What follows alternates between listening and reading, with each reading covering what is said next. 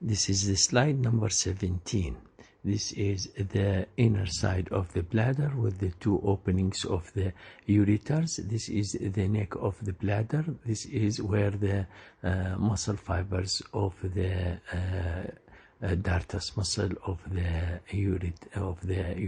urinary bladder form the internal sphincter of the bladder. This is the prostatic urethra. This is the prostatic urethra. This is the membranous urethra.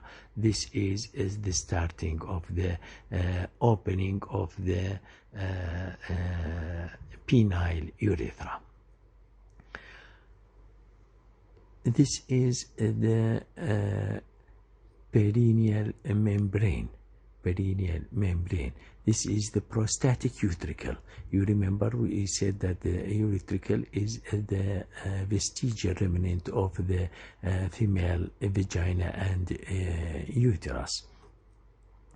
On both sides there are the openings of the ejaculatory ducts, while there are openings of ducts of this area. This is corpus spongiosum, where the penile urethra starts to pass out of the perineal membrane. Perineal membrane is the muscles which form the external urethral sphincter, which is the most important in the male, while it appears that the internal sphincter is more important in the female, because this muscle is weaker in the female. You can see this is the prostate, and this is the prostatic utricle.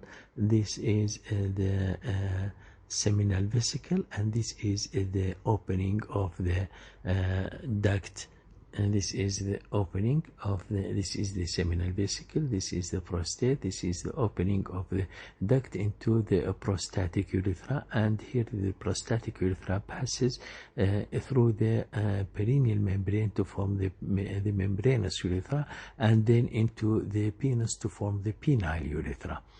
The penile urethra is running into corpus spongiosum, while corpora cavernosa are forming the outer layer, which is not traversed by the urethra. This is the dome of the urinary bladder.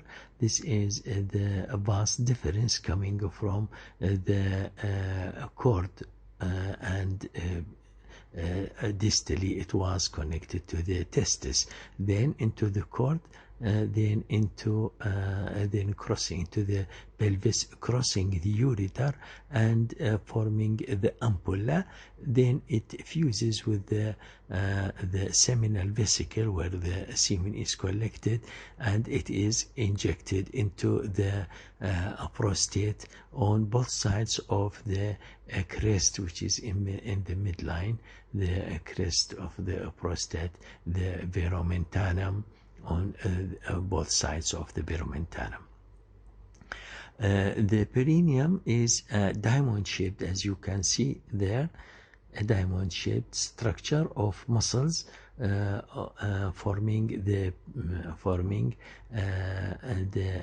anterior triangle and a posterior triangle. The anterior is known as the urogenital triangle, while the posterior is the anal triangle.